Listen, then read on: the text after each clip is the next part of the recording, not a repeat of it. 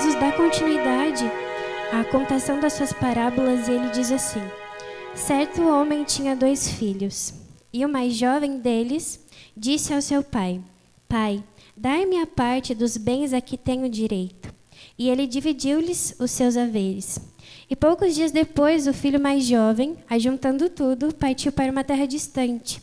E ele desperdiçou seus bens com uma vida desordeira. E havendo ele gastado tudo, houve naquela terra uma grande fome, e ele começou a passar necessidade. E ele foi e juntou-se a um dos cidadãos daquela terra, e ele o enviou aos seus campos para alimentar os porcos. E ele desejava encher o seu estômago com as cascatas que os porcos comiam, e nenhum homem lhe dava nada. E ele, caindo em si, disse: quantos servidores de meu pai têm pão suficiente de sobra, e eu aqui pereço de fome? Levantar-me-ei e irei para meu pai e lhe direi: Pai, eu pequei contra o céu e perante ti, e não sou mais digno de ser chamado seu filho. Fazei-me como um dos seus servidores. E ele, levantando-se, foi para o seu pai. Mas ele, ainda estando no caminho, seu pai o viu, e teve compaixão, e correndo lançou-lhes ao pescoço e o beijou. E o filho disse: Pai, eu pequei contra o céu e a tua vista, e eu não sou mais digno de ser chamado teu filho.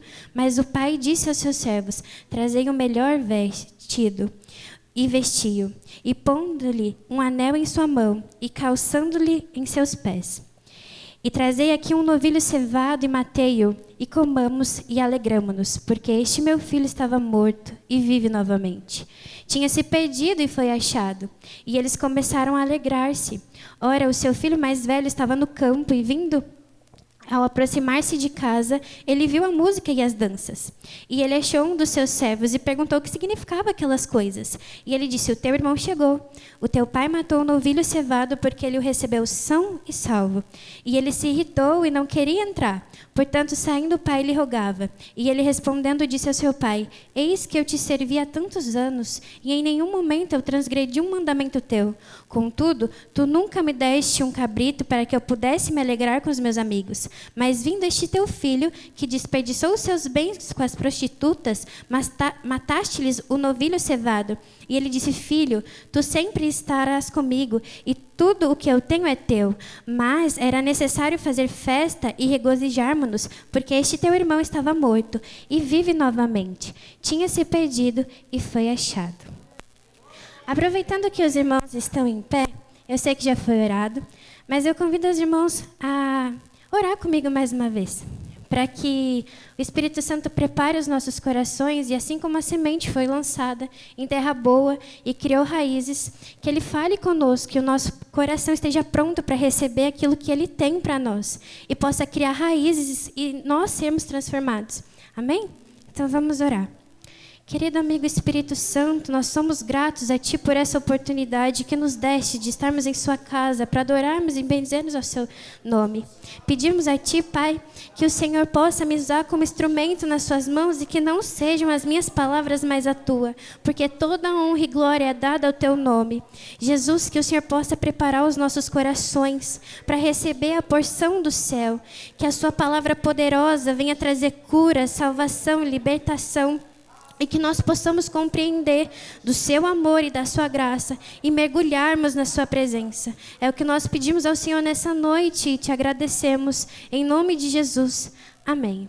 Os irmãos podem se assentar. Primeiramente, eu gostaria de agradecer a irmã Sheila e a irmã Ezequiel pela confiança da responsabilidade que me foi dada. E é difícil estar aqui em cima. Jesus da glória. E eu queria aproveitar esse momento perante a igreja e aos meus líderes para me redimir, porque fazem 2 semanas que eu não venho no culto, irmãos, e eu gostaria de me redimir por isso, porque eu estava orando para preparar essa palavra e eu comecei a falar: Pai, como eu chego na igreja depois de 2 semanas sentada nos cultos e trazer uma palavra? Isso não faz sentido. Então o Senhor colocou no meu coração de redimir perante a igreja, e Ele, como um bom pai, me corrigiu diante das minhas responsabilidades e trouxe paz ao meu coração, porque era o que eu necessitava. Porque eu digo isso em casa e aonde eu for, e as pessoas perguntam, e eu falo, eu não mereço, eu não sou digna, eu sou pecadora, e não faz nenhum sentido eu estar aqui em cima. Mas a graça dele me alcança. Porque eu não mereço, mas a graça dele me alcançou.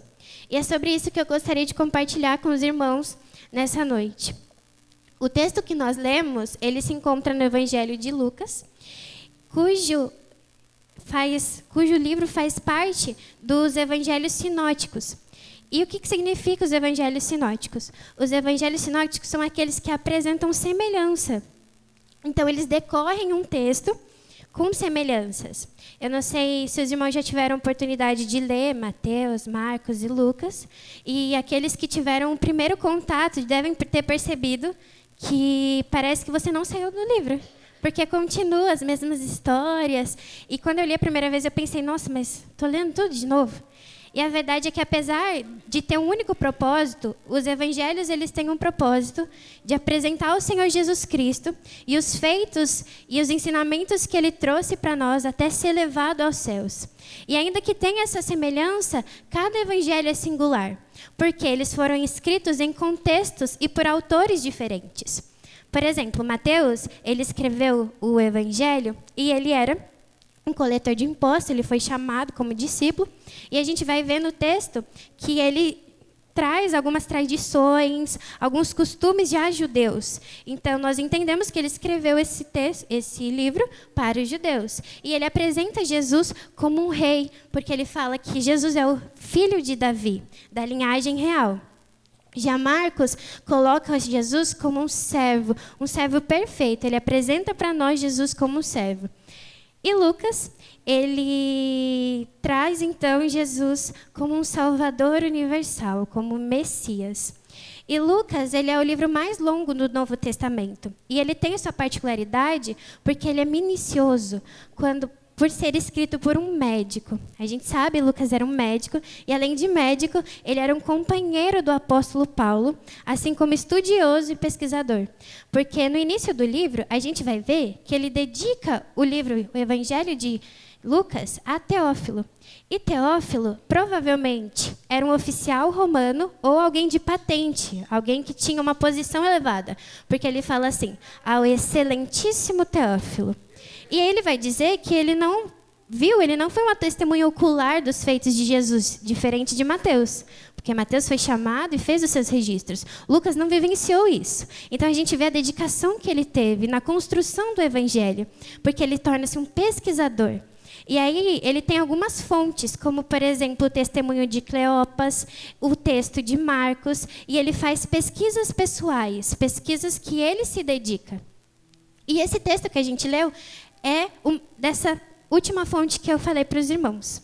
Porque ele tem uma estrutura, Jesus conta 3 parábolas. E apesar desses ditos serem semelhantes em Mateus, somente Lucas faz referência a elas. Então foi algo que ele se dedicou, foi uma pesquisa pessoal que ele se dedicou para realizar.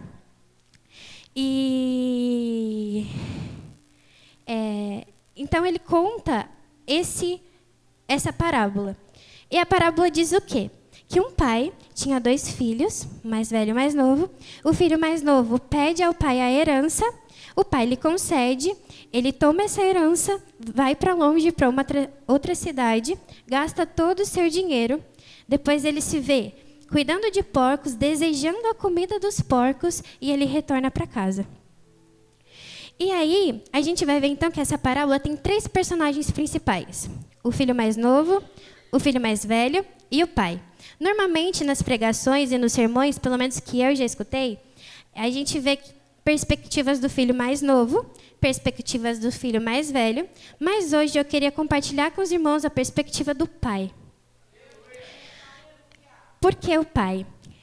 Na cultura oriental, o pai ele é uma figura que é central para a família. Então, ele exige respeito, ele exige honra. Já na cultura ocidental, que é a nossa, depois da Segunda Guerra Mundial, essa figura foi deturpada. Porque a gente vai ver que os entretenimentos, os filmes, os desenhos, eles vão começar a trazer a figura paterna como um paspalhão, alguém bobo. Se vocês pensarem em programas, desenhos, todos eles vão trazer o pai como uma figura boba.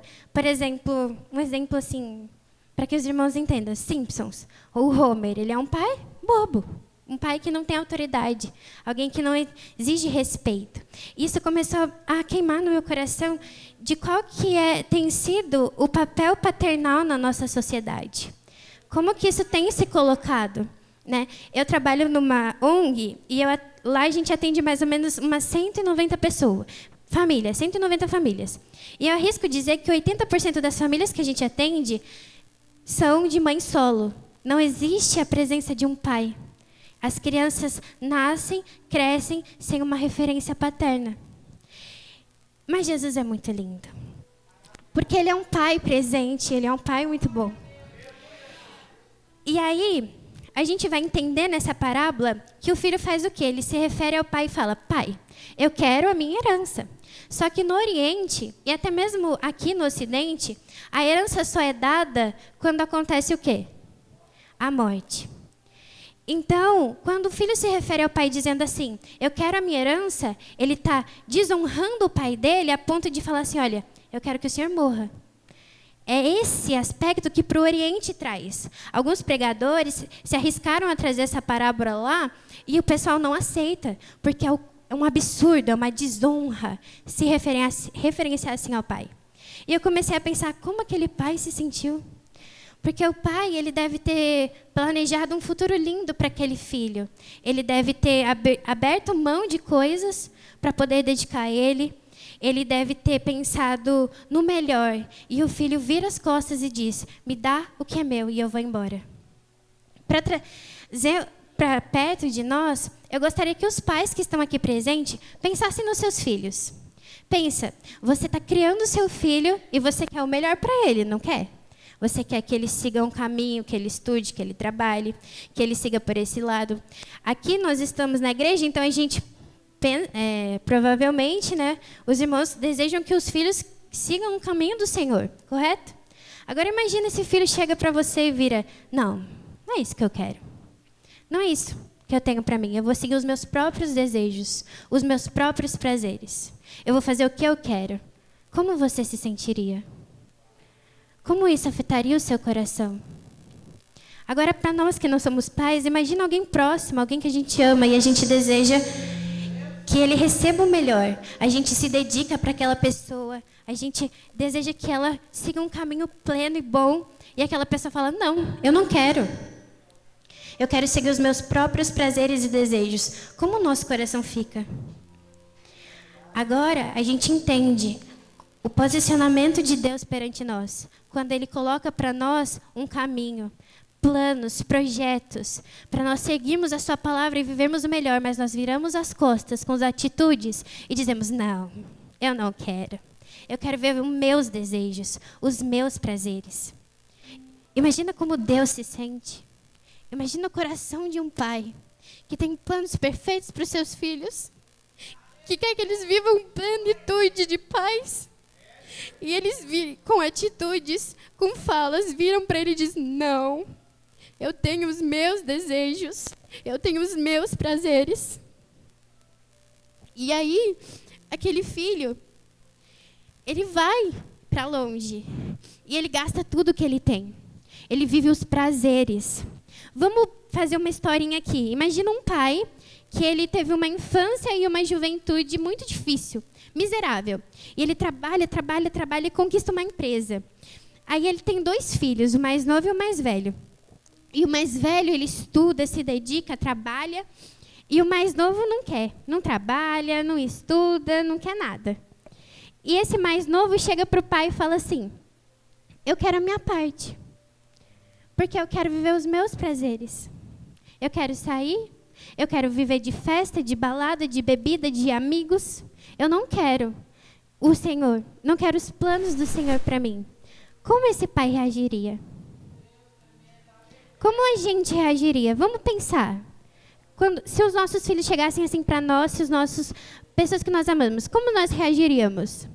Eu pensei em 2 possibilidades, talvez os irmãos pensem mais. Mas eu pensei que provavelmente ou a gente não ia aceitar, Ele fala, que isso? Que isso? Vai nada, vai ficar aqui mesmo. Não vai. Quer ir para a festa? Não vai, vai para a igreja. Quer gastar meu dinheiro com coisa errada? Não vai, vai ficar aqui. Vai obrigar. E vai condicionar. Só que esse não é um amor paternal celeste. E uma outra opção seria abandonar. Quer? Então vai, faz o que você quiser. Só não me procura mais. Eu não quero ouvir você, não quero ouvir sua voz e ver você na minha frente. Nós, como os humanos, talvez tenhamos esses posicionamentos. Mas esse pai, o Pai Celeste, ele faz o quê? Você quer? Então vai. O filho havia o desonrado, desejado a morte, e ele poderia tomar diversos posicionamentos. Mas ele diz, você quer? Então vai. E aí, ele gasta tudo. Ele se diverte, ele curte a balada, ele curte as mulheres, ele usa e desusa, ele faz o que ele quer. E para ele isso é prazer, isso é bom, isso é bacana, isso que é vida. Só que daí acaba tudo. E aí a Bíblia vai falar que acaba o recurso dele e a fome na terra. O que eu entendo com isso? Ele chega num estado que ele compreende que isso não é vida e isso não é prazer. Vocês já devem ter escutado relatos, porque eu já escutei, de pessoas que vivem essa vida, de bebida, de festa, de balada, e fica assim, nossa, eu curto pra caramba, mas parece que está faltando alguma coisa. Parece que tem um vazio aqui, alguma coisa. Então, quando chega a fome para ele cai na real da situação que ele está vivendo. Ele está curtindo tudo, ele tem os amigos, está tudo ali, mas falta alguma coisa. E aí, o que ele faz? Ele vai e procura cuidadores de porcos. Então, ele chega no que a gente colocaria como o fundo do poço. Porque naquela época, os cuidadores de porcos, eles eram a classe desprezada. No Egito, eles não podiam nem andar em meio à sociedade, porque eles lidavam com porcos. E o filho, que tinha uma casa, que tinha um pai, ele se encontra com porcos, cuidadores de porcos. E aí eu começo a pensar como aquele menino, porque eu vejo assim, como um menino, como aquele menino se sentia. Ele estava, parafraseando para a nossa visão espiritual, estar com os porcos seria estar nessa imundícia. E eu penso que talvez ele estivesse se sentindo culpado, que ele estivesse se sentindo indigno, que ele estivesse se sentindo sujo. E aí, o que acontece? Ele cai na real. E ele lembra que ele tem uma casa. E que ele tem um pai. Só que eu comecei a perguntar para Jesus, será que foi fácil para ele voltar para casa? Porque às vezes a gente vai para longe da presença de Deus, dos caminhos que ele tem para nós. E a gente se perde, a gente se vê fazendo coisa que nós nunca faríamos. A gente olha para nós mesmos e pensa, quem é essa pessoa? E aí, eu fico pensando, será que ele achou que era fácil voltar? Eu acho que ele devia pensar, nossa, mas o meu pai deve estar tão chateado comigo. Nossa, mas eu fiz tanta coisa para ele. Eu sou sujo, eu sou pecador, eu não posso voltar, eu tenho culpa. Só que a alma dele gritava por paz. A alma dele gritava pela casa. E o que ele faz? Ele se levanta e ele se posiciona. Ele dá um passo e ele diz, eu vou voltar para casa. E ele fala assim, ó, a mente dele está corrompida por esses pensamentos. Porque ele fala assim, eu vou voltar e vou dizer, eu sou indigno de ser filho. Eu quero ser seu escravo. Só que sabe o que é interessante? Ele começa falando assim, ó, eu vou dizer, pai, eu sou indigno de ser filho. Mas o pai vem antes. Então ainda existe a esperança. E ele se levanta e ele vai. É difícil, é difícil. É uma decisão difícil, é difícil.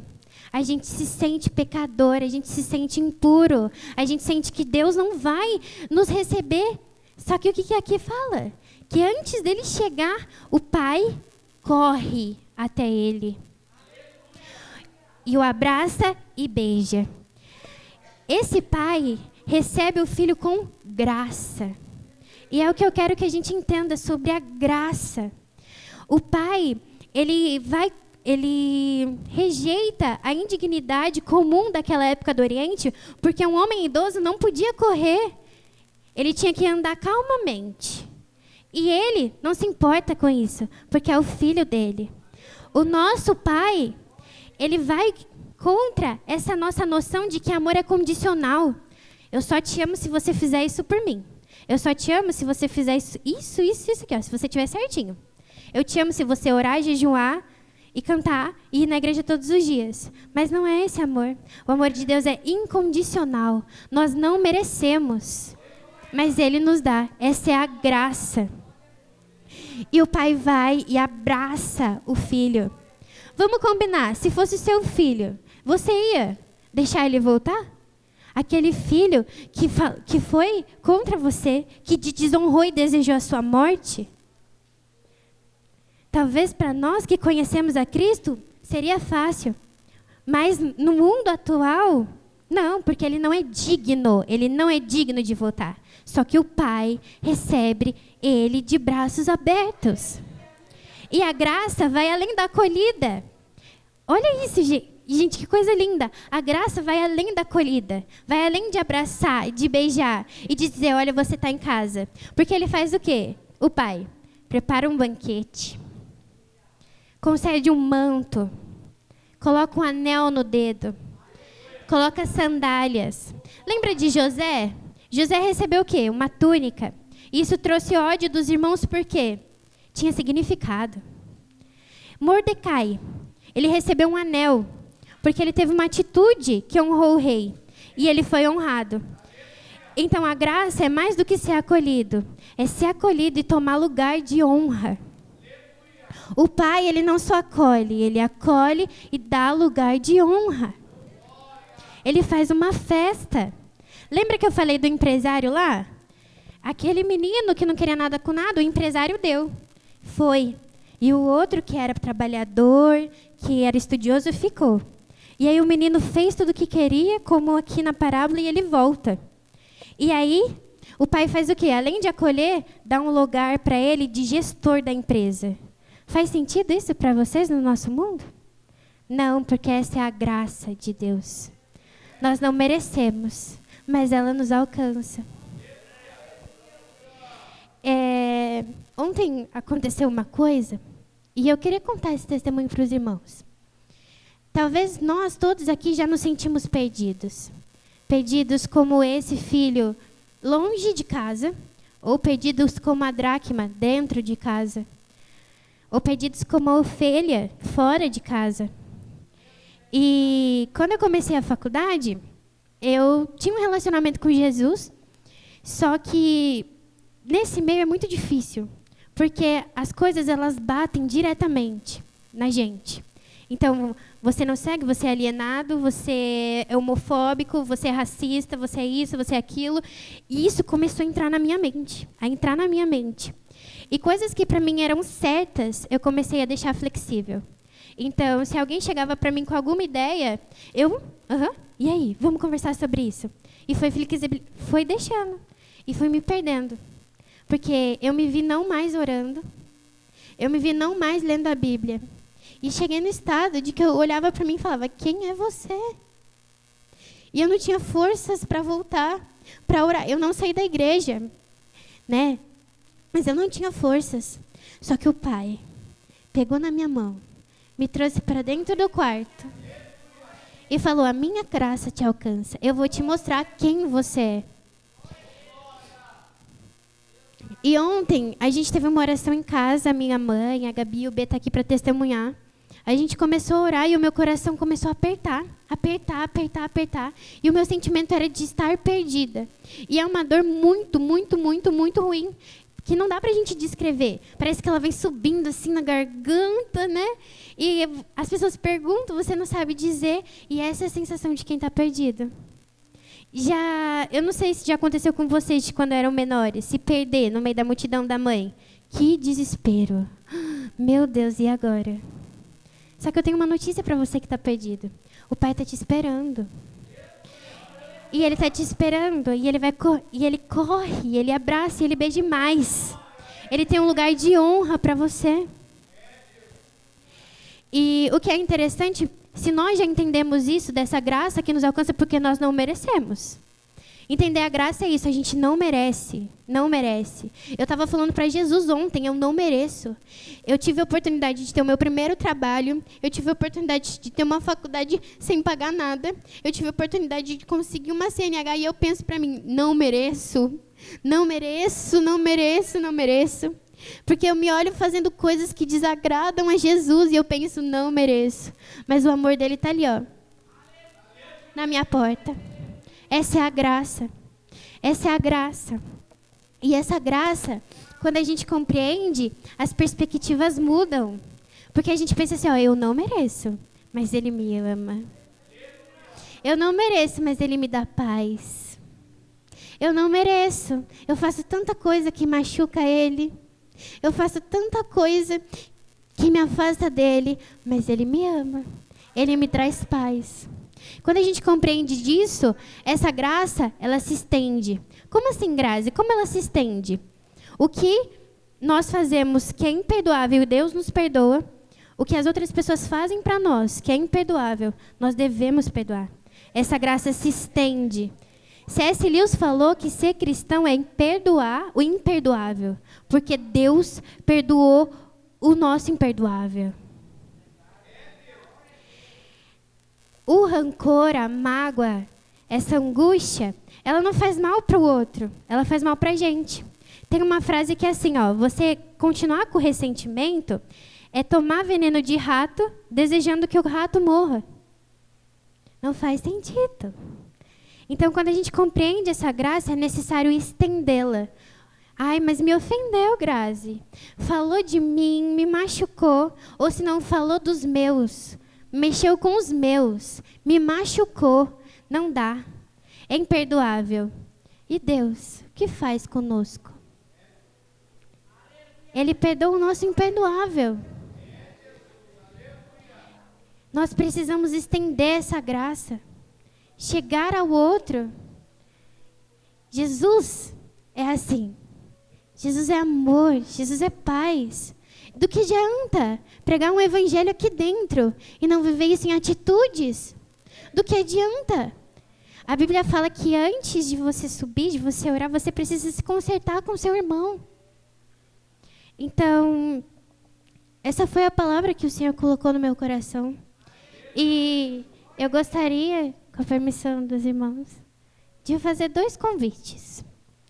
O primeiro é para quem se sente perdido, quem se sente longe de casa, quem sente que machucou Deus, que machucou o Pai, quem se sente culpado, sujo, imperfeito, para que você, assim como esse filho, tome uma decisão. Volta para casa. Volta para o Pai. Ele está te esperando. Aleluia. Santo é Jesus. Aleluias. Ai, canta, labarás, canta, labarás. Você é amado, você é querido. Você tem casa, você tem pai. E estar perdido não é só ir para fora. A dracma estava dentro, perdida. Então, se existe no seu coração um sentimento de perdido, eu não consigo, Grazi, eu não consigo ter relacionamento com Jesus, eu não consigo orar, eu não consigo ler a palavra. Tome um posicionamento. Se levante e volte para casa. Volte para um relacionamento com o Pai. E depois, eu gostaria de fazer um segundo convite. Para você pensar em alguém aí que o seu coração ainda remoe alguma coisa, que ainda te ofendeu, que te machucou, que dói. É difícil, mas a graça dele nos alcançou e ela precisa ser estendida. Então eu te convido a pedir para o Espírito Santo ministrar sobre o seu coração, para que essa graça se estenda à pessoa que te ofendeu. Porque ela conhecerá Cristo através da sua atitude de perdoar o imperdoável. Se essa pessoa que está aí no seu coração estiver aqui e o Espírito Santo tocar para que você vá até ela, vá. Tome uma decisão, um primeiro passo, para que a sua vida seja transformada. Mas se não, que você coloque no seu coração, para que o Espírito Santo te conduza a liberar o perdão. Estenda a graça que foi concedida a você. Nós não merecemos, mas Ele nos ama. Você pode pensar que aquela pessoa não merece, mas Ele alcança, Ele ama. Eu queria convidar a minha mãe para orar por essas pessoas. Convidar a igreja para se colocar de pé.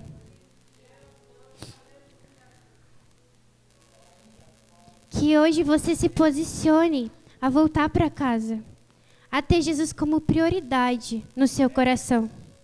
Que não sejam os bens materiais, que não seja uma faculdade, que não seja uma pessoa, mas que seja Jesus preenchendo o seu coração. Que você se volte a Jesus. E se existe no seu coração alguma mágoa, algum resquício, peça ao Espírito Santo para te auxiliar a liberar o perdão.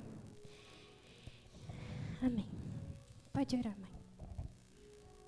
Senhor nosso Deus, diante da tua presença, na manchou de fábias, remanchu de lebaçu e andahábias, de fly night, de casa.